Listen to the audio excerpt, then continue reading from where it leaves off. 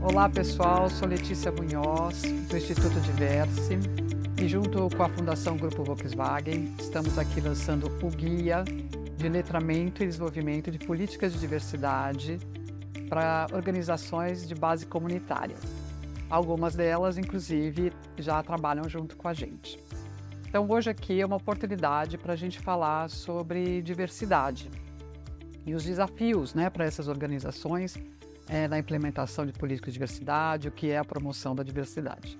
Então vamos lá, o que é promoção da diversidade, Quando as pessoas falam da palavra diversidade, quando a gente pensa na palavra diversidade, o que vem na cabeça dessas pessoas, Então vem palavras coloridas como tolerância, solidariedade, comunhão, compaixão, respeito, diferenças. Alma tem cor, não tem cor, às vezes bota Deus no meio, bota sua religião, enfim. Todas essas palavras vêm à cabeça e, em geral, todas elas muito relacionadas a algo que é bom, bonito e justo, Só que a diversidade, promover a diversidade ou uma política de diversidade não é só isso. Tem tudo isso, é um bom começo, a boa intenção, mas na verdade está relacionada com uma transformação social que venha combater a desigualdade social. Já que a gente está falando de desigualdade social, vamos começar a falar também da igualdade social. Ah, mas está lá na Constituição, todos são iguais perante a lei. E daí muita gente reclama, fala, está lá, mas na prática isso não acontece, que coisa ridícula, por que está lá e tal. E como conseguir isso na prática? Daí que vem o desafio, É um desafio que várias linhas de pensamento vão discutindo, várias práticas, boas práticas vão desempenhando, e a gente vai tentando acumular esse conhecimento e desenvolvendo essas práticas. Então, a promoção da diversidade seria uma delas, Como combater o racismo, a xenofobia, o capacitismo, o etarismo, a homofobia. O que é essas palavras? O racismo, mais conhecido, é aquela ideologia, uma ideia, de que existe uma hierarquia entre as raças. Então, tem raças que estariam superiores a outras, são mais capazes, são mais bonitas, tal. Isso está no plano de uma ideia, racismo, O capacitismo é uma ideia relacionada ao corpo físico das pessoas, o corpo intelectual, A gente valorizar, então, pessoas que são mais funcionais, mais capazes para realizar algumas atividades e exclui pessoas que não teriam essa capacidade física, como se elas não fossem capazes para realizar trabalhos e tal. Então, também é uma ideia. Homofobia, A gente ter ódio, ter asco, ter rejeição por pessoas que têm orientação sexual homossexual, escolhem pessoas do mesmo sexo para ter relações sexuais, ou pessoas que são transgêneras, enfim. Isso daí também seria uma ideia, Uma ideia de que pessoas que são heterossexuais, que têm relacionamento com pessoas de sexos opostos, que são cisgêneros, ou seja, que tem um corpo biologicamente de mulher e se identifica com o gênero de mulher, essas pessoas então seriam superiores, mais equilibradas, às vezes até falam mais saudáveis, porque as outras pessoas seriam doentes. Então, isso também é uma ideia de hierarquização das pessoas com base, então, em gênero e orientação sexual. Etarismo, também a gente ter um preconceito, excluir pessoas, principalmente no mercado de trabalho, pessoas mais velhas, acima de 60, hoje acima de 50, não é? Colocar todas essas pessoas fora do mercado de trabalho, ou achar que essas pessoas não servem mais para nada, não tem mais utilidade na nossa existência, no nosso ambiente social, seria também uma forma aí de violência que não está respeitando a diversidade, só valoriza aquela pessoa que está dentro de um padrão abstrato de humanidade ser humano, que seria mais próximo, então, a um homem branco, cisgênero, numa idade entre 20 e 50 anos, por aí. Mas todas as diferenças são diversidades. Qual que é a diferença entre diferenças e diversidades, Imagine, então, se você vai numa festa, você está andando na rua, vai tomar um cafezinho, você sai na cidade, andando, vai num show. Imagina você andando e vendo as pessoas que estão lá, transitando, você se relaciona, faz uma entrevista de emprego, leva uma cantada, corresponde, não corresponde. Quer dizer, isso é a nossa vivência na nossa vida social cotidiana, né? Quantos corpos diferentes você vê, né? Então, quando a gente diz a alma não tem cor, ou a alma, o espírito, Deus, o que está dentro do coração, ele não vê raça, não vê diferenças, né, numa ideia de uma injustiça divina, isso até pode ser verdade, mas quando a gente está no nosso dia a dia, na nossa convivência social, os corpos, eles aparecem, porque somos corpos que se relacionam, não é? Então imagina, você lá no show, lá no parque, passeando, um tem cachorro, outro não tem cachorro. Quer dizer, são todas essas visões. Você vê uma pessoa mais gordinha, uma mais magra, não é? É, uma com maior dificuldade de locomoção, porque aquele ambiente não foi criado para a forma física dela, né? Foi criado para uma forma que facilita mais as pessoas que não têm, que a gente considera, né, como se não tivesse uma deficiência. Então, são esses corpos que estão, se é uma mulher, se é um homem, transgênero, enfim.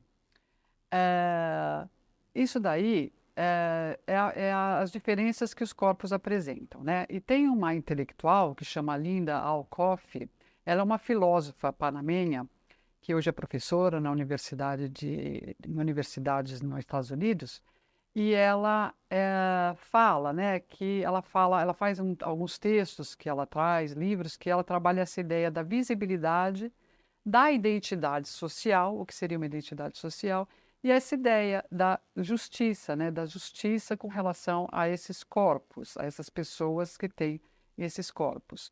E ela até traz uma reflexão que quanto mais visível essa diferença, mais isso vai refletir sobre algum aspecto da desigualdade social. Então, estamos começando a falar aí da diferença entre a palavra diferente, diferenças e diversidade. Qual que é a grande diferença? Quando a gente está trabalhando para a promoção da igualdade social por meio da diversidade, a gente está dizendo que tem algumas diferenças que são comuns a um grupo de pessoas e que, em pesquisas estatísticas realizadas por cientistas ou pesquisas oficiais, que são aquelas do governo, eh, elas são vistas, são codificadas, né, com dados diferentes naquilo que corresponde ao acesso a direitos fundamentais. Ah, mas é que o que corresponde a tudo? A quem entra na piscina, quem não entra na piscina, quem come laranja, quem não come laranja, quem prefere maçã. É com relação aos direitos fundamentais, acesso aos direitos fundamentais. Então agora a gente está voltando, está ligando com aquele aspecto que a gente estava conversando no começo, né? Com aquela expressão, todos são iguais perante a lei. A expressão todos são iguais perante a lei, ele está falando sobre o acesso aos direitos sociais. O que é os direitos sociais, os direitos fundamentais? Quais são os direitos fundamentais? É o direito à vida, ao direito a ter uma saúde, o direito a ter uma educação de qualidade, direito a ter um trabalho, direito a ter uma moradia, direito a ter uma segurança, direito a poder participar politicamente, se uma pessoa quiser se candidatar, vereador, etc. Então, esses direitos que são chamados de direitos fundamentais são muitos, eles são os direitos que nos iguala, ou seja, nesse ponto, nessa parte das ideias do ideal, é aquilo que a gente procura ter como igualdade. Isso nos iguala como ser humano. Todo ser humano, independente de qualquer característica, tem o direito a isso, tá certo? Então, quando a gente faz uma análise social que corresponde a grupos que a gente chama de identidade social, a grupos que a gente chama de diversidade, a gente está falando então de pessoas que têm características comuns e elas são diferentes naquilo que corresponde ao acesso aos direitos fundamentais. Então, é dizer que, por exemplo, pessoas negras ganham menos nas pesquisas. Então, é visto, isso daí são pesquisas feitas entre mulheres, né? Uma violência muito grande e homicídios contra as pessoas LGBTQIA. Então, essas pesquisas com relação a esse grupo de pessoas, nos traz essa diferença de acesso aos direitos fundamentais. Essa diferença de acesso aos direitos fundamentais é chamada de desigualdade social. E a promoção da diversidade, as políticas de diversidade, ela quer alterar esse quadro. Ela está aí, então, para alterar esse quadro. Então, todas as diferenças são diversidades? Não. O que vai virar, então, a diversidade, né? É aquela característica que um grupo conseguiu convencer toda a sociedade de que aquela característica que eles têm em comum, ela traz uma desigualdade social nos acessos aos direitos fundamentais. E como que ela convence a sociedade? Ela convence no parlamento, no Congresso, né, fazendo os protestos, fazendo projetos de lei, nas pesquisas, fazendo coisas escritas, divulgando. Quando ela consegue, então, no Congresso Nacional, um apoio dos parlamentares para uma lei especial para aquele grupo, é o momento, então, que ela conseguiu o reconhecimento social, o reconhecimento da sociedade, que sim, que eles merecem um direito especial, um tratamento em especial com relação a algum aspecto para poder viver na sociedade em grau de igualdade com as outras pessoas. É o exemplo, então, das leis de cotas, né? Quando a gente, por exemplo, tem cotas para as mulheres se candidatarem nos partidos políticos, tem cotas para pessoas negras ou que estudaram em escola pública dos vestibulares, né? Para entrar nas faculdades. É importante te dizer uma coisa muito importante, né? Que é de um debate muito grande na área acadêmica, na área política. As pessoas brancas ou os homens brancos, eles também fazem parte de um grupo de diversidade, né? Porque tem gente que fala assim, então diversidade são só os outros? O homem branco, então, ele é um padrão universal e ele não tem raça, não tem cor, não tem cheiro, não é um humano? Bom, sim, de fato, a gente tem um ser, né, idealizado como um ser universal nas políticas e essa ideia da inclusão das minorias. Isso é uma forma de raciocínio.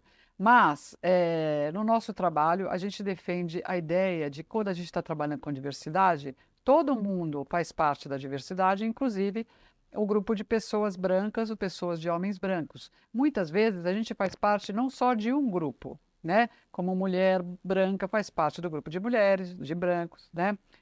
Mulher negra faz parte de um grupo de mulher, de negra, né? Um homem gay pode fazer parte do grupo de LGBTQIA, se ele for negro também do grupo de pessoas negras, e assim vai. Isso vai demonstrando a grande diversidade das nossas identidades sociais humanas, certo?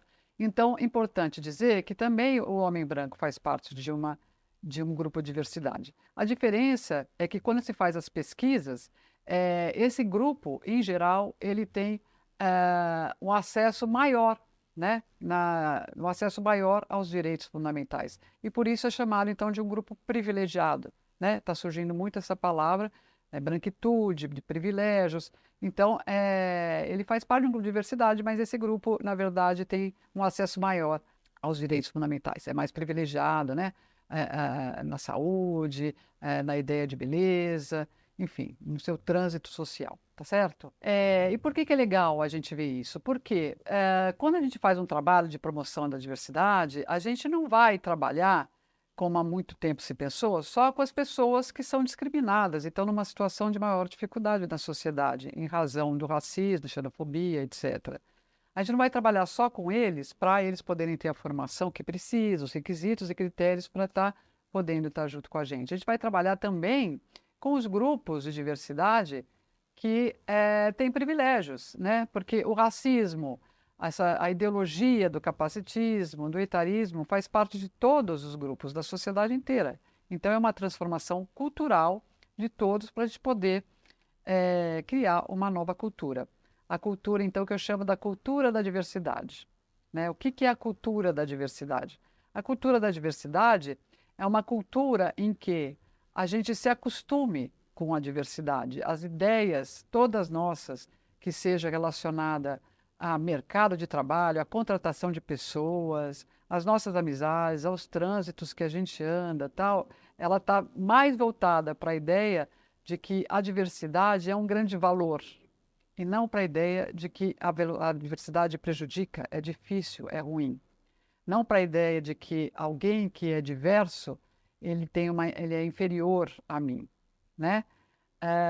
Essa seria então a cultura da diversidade, né? A gente sair da cultura de um padrão universal para uma cultura da diversidade como algo comum em nossas veias, em tudo que a gente faça, em tudo que a gente pense. Essa é o ideal de transformação. Da onde vêm nossos pensamentos, né? O que que a gente, por que que eu falo dessa palavra cultura o tempo inteiro? Da onde vêm nossos pensamentos? Se a gente pensar o que é cultura, cultura é um conjunto de crenças, de ideias, de modelos de comportamento que a gente tem desde pequenininho, né? Quando a gente vê os nossos pais, os nossos tios, os nossos amigos próximos, quando a gente vai nas instituições religiosas, a gente vai aprendendo muita coisa, vai absorvendo muita coisa do que é certo, do que é errado, do que é legal. A gente vai tendo conhecimento sobre a realidade, né? O que é certo fazer, o que não é, como funciona para curar uma perna machucada. Todos esses conhecimentos fazem parte de uma cultura. Dentro da cultura, além dos rituais, né, que a gente tem, como um casamento, como um ritual fúnebre, quando as pessoas morrem, etc., existem também valores morais do que é bom, do que é ruim. Isso tudo a gente vai absorvendo, né? Então, muitas vezes, vamos imaginar assim que você está com uma amiga que vem te pedir um conselho, porque ela está numa situação difícil, sei lá, está vivendo um problema amoroso, qualquer coisa que seja, um problema com seu filho, etc. E você vai lá dar um conselho. Imagina que você vai dar um conselho para essa tua amiga. Da onde você acha que sai esse conselho? De repente a sua sabedoria baixou lá alguma coisa, tal, né? Em geral, esse conselho está muito relacionado com tudo que você aprendeu na vida, do que é bom, do que é ruim, de como solucionar os nossos conflitos, tá certo? Essa cultura, então, ela tem tudo a ver com aquilo que a gente estava falando, com as ideias racistas, com as ideias capacitistas, né? Com a ideia, por exemplo, da fobia ao gordo, da gordofobia, né? Da onde que veio essa ideia? Da onde que surgiu essa ideia de que existe, por exemplo, uma hierarquia entre raças, entre um primeiro mundo e um terceiro mundo? Essas ideias, então, elas são disseminadas durante a história, estão totalmente relacionadas a conflitos econômicos, a guerras econômicas, né? E a gente pensando aqui no Brasil, a gente herda um monte dessas ideias do processo de colonização, né? De países da Europa, do hemisfério norte, que muitas vezes olham para o nosso país e fala que é um país de terceiro mundo, que é um país pior, que não tem condições, né, como eles, que não é tão desenvolvido, né? Para que isso é bom, então, né? A gente saber de todas essas questões culturais.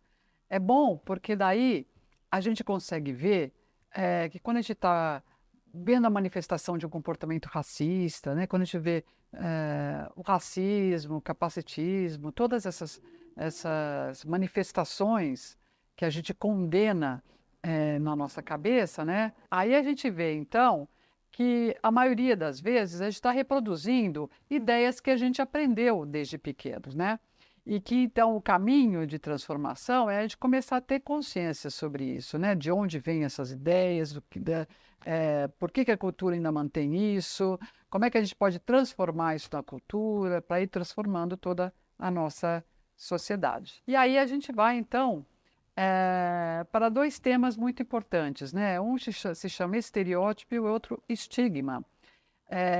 Tem um teórico que eu me baseio muito, que ele chama Leon Croucy, que é um professor da USP que estudou da área de psicologia, que tem toda uma obra a respeito da origem do preconceito, da relação dela com a cultura, e ele enfatiza muito isso que eu estou falando em suas obras, trazendo um conceito de estereótipo, né? Então, o que que é o estereótipo? Todo mundo conhece o estereótipo, né? Quando pessoas têm uma ideia, por exemplo, de que as mulheres são mais vaidosas ou servem mais para o sexo ou para cuidar da casa do que para um trabalho intelectual. Isso seria um estereótipo. A ideia que a gente atribui a uma pessoa por ela ser mulher, né? E essa ideia é tão importante, ela aparece tanto na nossa cabeça, que às vezes quando a gente vê uma mulher, a primeira coisa que nos vem à cabeça são esses estereótipos, essas características inventadas pela cultura, para a gente poder julgar as pessoas de uma maneira mais econômica. O cérebro tem, né, dizem os psicólogos, ele tem esse recurso para sintetizar as nossas experiências. Então a gente quer fazer uma coisa mais econômica, mas às vezes isso traz um prejuízo muito grande, como é no caso, né? Você pegar emprestado de um estereótipo criado da cultura por razões que a gente não vai discutir aqui hoje, mas e a gente, em vez de conhecer aquela pessoa, de fato, a gente já fala que ela é assim, assim, assado, porque a gente está pegando a ideia do estereótipo, não é a ideia da nossa experiência com aquela pessoa. Então vamos supor que essa mulher, ela chama Paula, ela é uma pessoa muito criativa, mas às vezes é meio depressiva, ela é legal, mas tem algumas questões morais um pouco complicadas. Bom, essa é a pessoa, é o indivíduo Paula. Mas se a gente só vê ela com um estereótipo mulher, a gente vai falar outras características. O mesmo acontece, então, quando a gente vê uma pessoa negra, tudo que puseram na nossa cabeça do que significa uma pessoa negra, as ideias estereotipadas, evita que a gente possa ter uma relação mais genuína, mais espontânea com uma mulher negra que eu estiver conversando, por exemplo, que chame Mônica, e eu acabo cruzando com ela na rua, tendo uma experiência num grupo e não sei as características dela, mas já saio falando de como ela seria ou deixaria de ser por causa desses estereótipos. Isso acontece então com as pessoas idosas, com as pessoas gordas. Quanto mais estereótipos a cultura criou com relação àquele grupo de pessoas, mais ela vai ser discriminada, né? Então, o que que a gente quer transformar? A gente quer transformar essas experiências sociais em experiências em que a gente possa conhecer os indivíduos e não aquilo que aquelas características pode trazer de ideias nas nossas cabeças por causa da criação de estereótipos. E estigmas. Estigma tem um autor também muito importante que chama Erving Goffman, que fala sobre os estigmas e traz uma definição muito interessante, que os estigmas seriam, então, não como os estereótipos, mas seriam lugares, papéis na sociedade. Então, que certas pessoas com algumas características, a elas são atribuídas papéis. Vamos supor, a gente está mais acostumado, né, a relacionar a uma ideia de um homem mais idoso, branco, a uma ideia de um médico mais experiente, ou a uma ideia de um dono, de várias empresas, etc., né? Esse seria um papel da sociedade onde a gente está acostumado a ver. Quando uma pessoa com características diferentes entra nesse papel, os dos juízes, por exemplo, ministros do STF, que agora está se discutindo, quando vem uma pessoa com características diferentes ocupar esse papel, ela começa a sofrer, então, um monte de violência, de agressão, um monte de rejeição, uma reação das pessoas, simplesmente porque ela estaria num lugar ali que a gente não está acostumado a ver. Como se fosse um teatro que tivesse um enredo, mas os papéis das pessoas já estivessem mais ou menos determinados, né? Ou uma roda gigante em que as cadeiras já estivessem meio marcadas. Então, quando as pessoas trocam, isso choca as pessoas. Então, isso é um aspecto também da nossa cultura. Isso tudo são aspectos culturais que a gente vai aprendendo desde pequenininho e que a gente agora tem a tarefa e o desafio de transformar. E agora a gente entra, então, para o próximo tópico, que é o tópico hoje muito falado e nomeado como viés inconsciente. Por que que é importante? Porque é muito interessante a gente ver que, apesar de muitas vezes a gente discordar dessas ideias ou discordar desses comportamentos, por exemplo, eu não acho que pessoas negras são inferiores a pessoas brancas. Eu não acho que existe um lugar para a mulher estar. Eu acho que a mulher pode escolher o que ela quer fazer na vida dela. E nem o homem, uma liberdade de ser mais sensível ou escolher tal profissão sem ter que ter uma vivência desagradável e violenta da sociedade contra ele porque fez essa escolha, não é? Então, a gente pode concordar e discordar, e isso está tudo no plano das nossas ideias conscientes. Então, por que, apesar da gente achar que uma discriminação é injusta, a gente não deixa de fazer? Isso acontece porque a gente tem uma, uma- um gerente dos nossos comportamentos na sociedade que a gente não tem totalmente consciência de como ele funciona. Esse gerente fica lá escondidinho na nossa mente e no nosso coração e algumas vezes determina nossos comportamentos sem a gente perceber.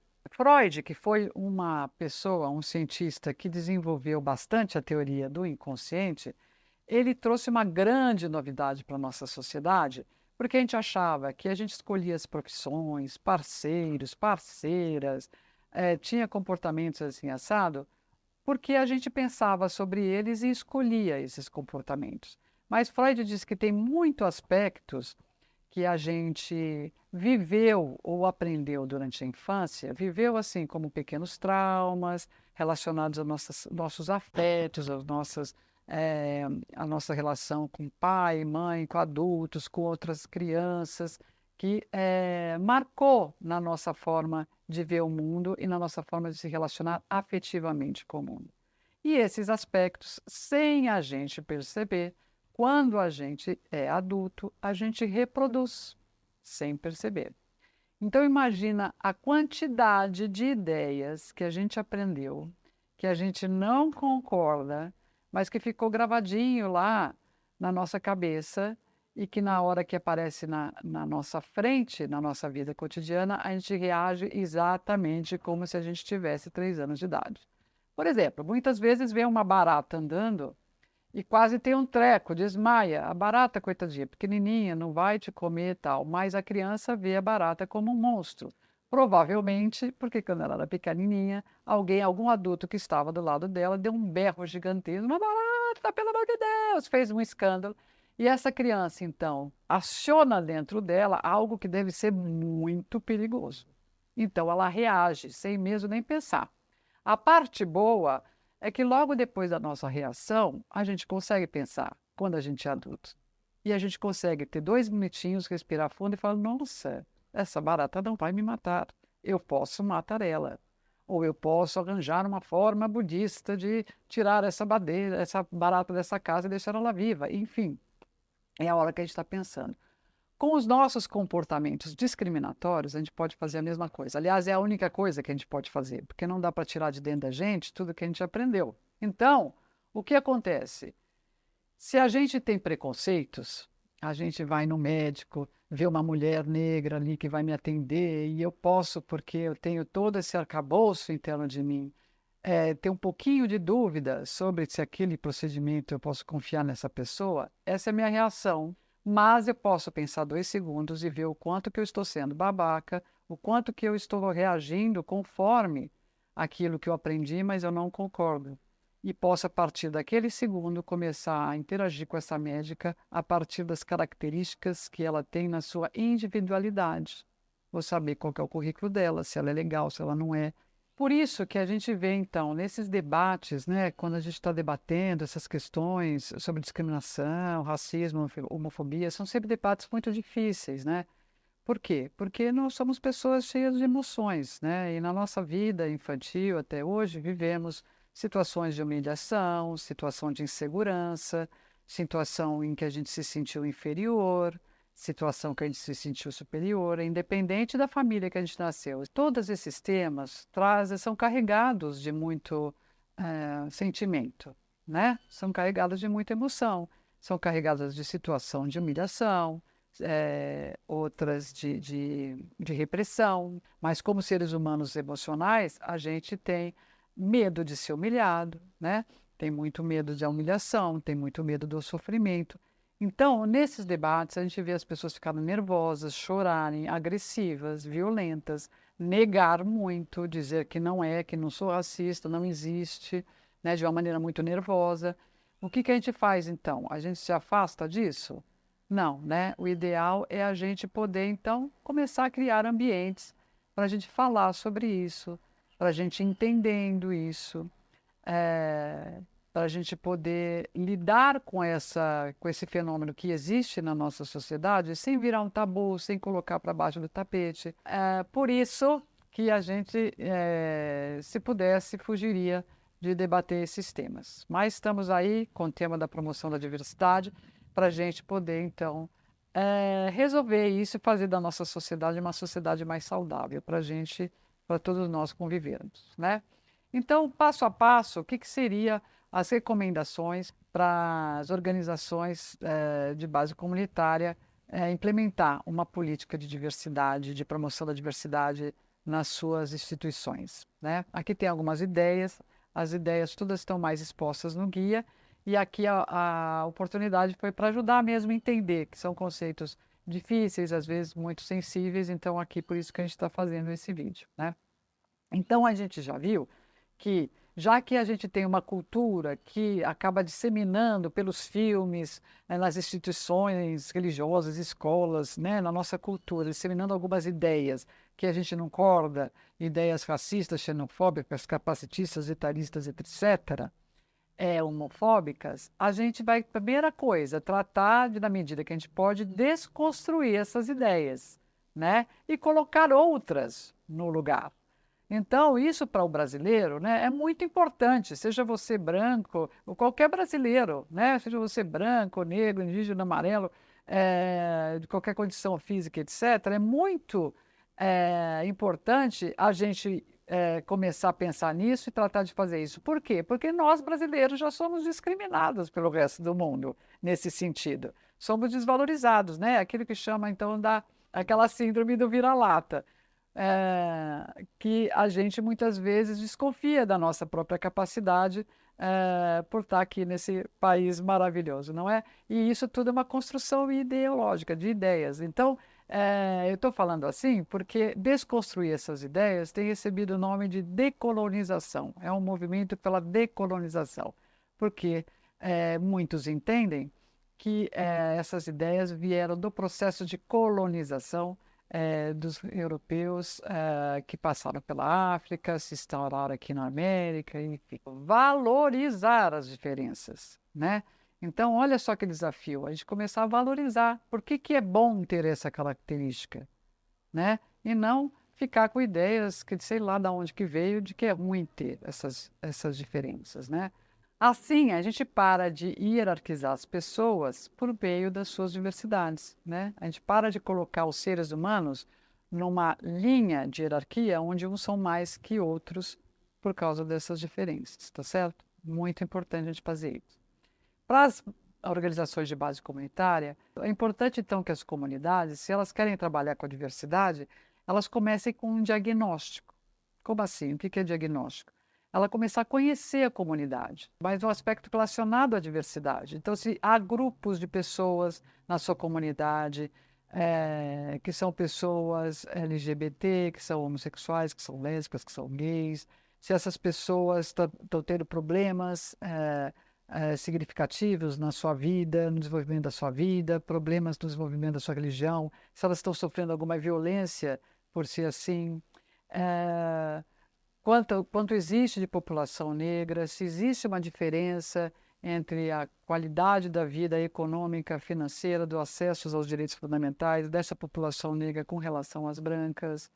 Enfim, começar a dizer se existem pessoas com deficiência, se elas estão sendo atendidas, se não tem atendimento nenhum, quais são os atendimentos que existem para essas pessoas, o que essas pessoas fazem quando tem uma violência, elas vão na delegacia, não vão, elas esquecem, elas procuram um líder, elas procuram a igreja, né? Isso é fazer um diagnóstico, a gente saber como isso está funcionando dentro da nossa comunidade. Então, outro aspecto é a gente começar a observar o nosso comportamento, que eu já falei aqui, né? Então, a gente observar o nosso comportamento dentro da nossa família, dentro da nossa vida social, dentro da nossa profissão. Mas, além disso, a gente começar a observar as práticas, né? O comportamento da nossa organização. Então, as práticas da nossa organização são práticas que discriminam? São práticas realmente universais? Por exemplo, muitas vezes a gente divulga uma vaga de emprego ou um evento cultural que vai acontecer e a gente não se preocupa que essa forma da divulgação pode excluir pessoas. Por exemplo, nessa era digital, a gente sabe que pessoas mais velhas, mais idosas, não têm em geral, né, não têm a mesma facilidade, não acessam algumas páginas, alguns sites, etc. Então, a gente deve pensar também, ter sempre uma consultoria para ver como é que a gente faz para para também divulgar para idosos, para também divulgar para pessoas que vivem mais afastadas da organização, por não ter condição de transporte, acesso, às vezes é tão fácil a organização, e por isso nunca estão participando das suas atividades, né? Então, essa, por exemplo, é uma prática da organização. Depois vê, na hora que eu estou contratando pessoas, será que quando eu contrato, ou o profissional que está contratando, ele não tem lá seus preconceitos também e acaba excluindo e contratando sempre pessoas com as mesmas características? Ou seja, pessoas mais claras, pessoas que não têm deficiência física ou intelectual, pessoas, enfim, coisas para se pensar. Então, aí também ver qual está sendo a prática de contratação. Tem várias, hoje tem várias sugestões de outras práticas em que as pessoas não necessariamente veem quem está sendo contratado, ou abre vaga só para mulheres, por exemplo, quando a gente faz o diagnóstico e vê que na nossa instituição tem muito menos vagas para o tipo de população que existe na nossa comunidade. Outra coisa importante é a gente fazer a nossa organização, já que ela é comunitária, e certamente quem participa dessas organizações e lidera suas organizações já tem uma facilidade, uma habilidade, uma vocação para envolver pessoas em torno, né? Porque senão não seria comunitária. Então, é importante a gente ver com quem que a gente está, quem a gente está trazendo de parceiro para a nossa organização, quem que a gente está envolvendo da comunidade para a nossa organização. Então é muito interessante a gente ver dentro da comunidade que tem pessoas que às vezes a gente nem imagina que pode ser muito boa para fazer, para participar. Por exemplo, se no nosso diagnóstico a gente percebeu que tem muitos jovens que estão desempregados, a gente pode, se a gente tiver condições dentro da nossa organização, desenvolver esses jovens para trabalhar dentro da nossa organização, em vez de contratar alguém de fora da nossa comunidade, alguém que está mais próximo daqueles estereótipos e tal, padrão de que muitas políticas de RH ainda continuam mantendo, né?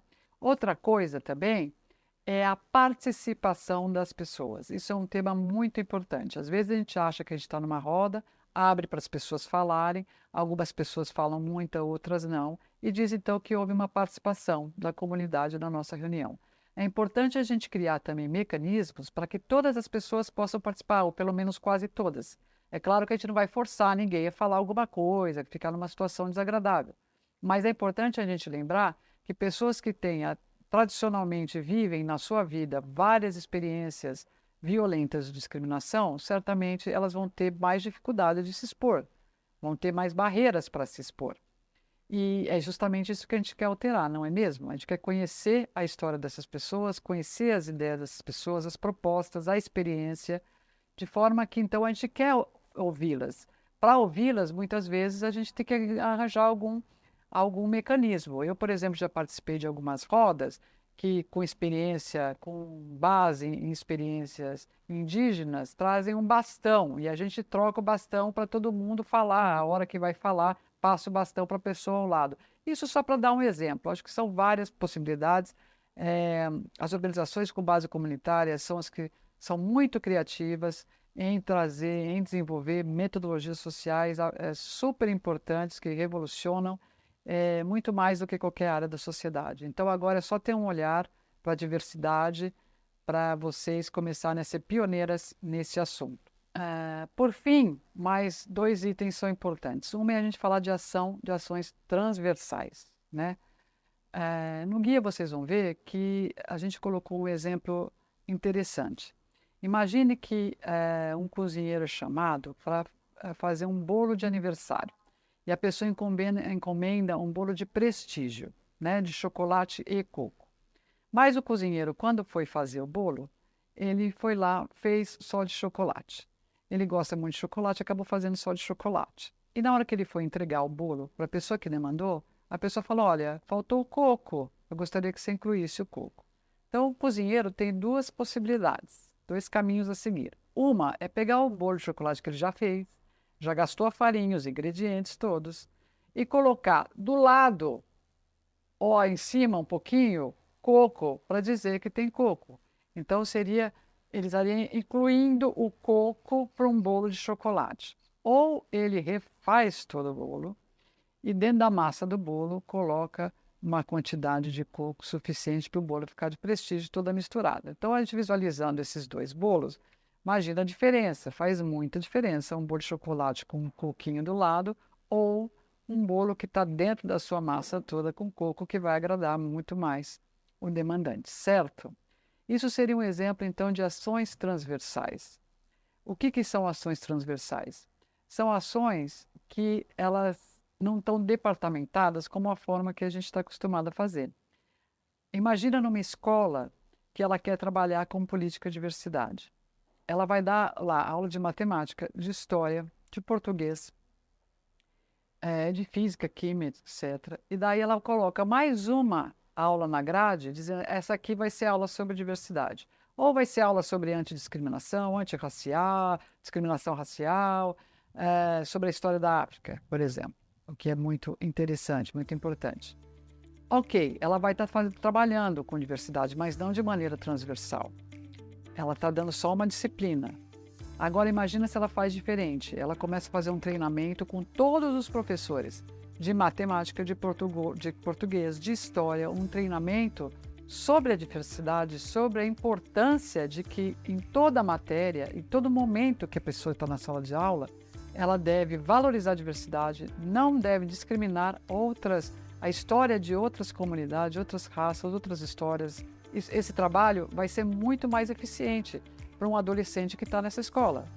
Ele vai realmente começar a aprender a partir de o comportamento de todos esses professores e as ideias que vêm por trás de todas as disciplinas, junto, né, na verdade, vai aprendendo a viver numa cultura da diversidade. E não aprender tudo de uma maneira já discriminatória para ter uma disciplina que não discrimina, tá certo? Então, ações transversais são essas, que a gente consegue colocar em todas as práticas da nossa instituição. Como é que faz isso? A gente faz letramento, né? Então, letramento muitas vezes, a gente abre conversas com todos os profissionais a respeito disso, chama consultores, chama historiadores, faz eventos a todo momento para que todas as pessoas vão entrando nessa nova atmosfera da política de diversidade. E por fim, outra atividade, outro caminho é começar a fazer parcerias com o setor público e o setor privado que tem comprometimento com essas políticas, para que vocês recebam incentivos também de projetos sociais nessa área, né? Tem empresas, então, já mais dedicadas a isso, e continuar com o trabalho de advocacy sempre, né? Advocacy no sentido de defender essas ideias, ensinar também outros parceiros de vocês. Então, pessoal, é isso. Esse trabalho que a gente está realizando está sendo feito com muito cuidado, com muita dedicação, com muita escuta, muita atenção sobre os aspectos que a gente desconhece e quer completar com a participação de vocês. Então, estamos aqui, Instituto Diversa e Fundação do Grupo Volkswagen, super disposto para cada vez mais aproximar nossas parcerias, né? E contribuir aqui com o desenvolvimento das organizações de base comunitária do entorno, beleza? Então, muito obrigada, sintam-se abraçados e contemplados com a dedicação aqui desse time.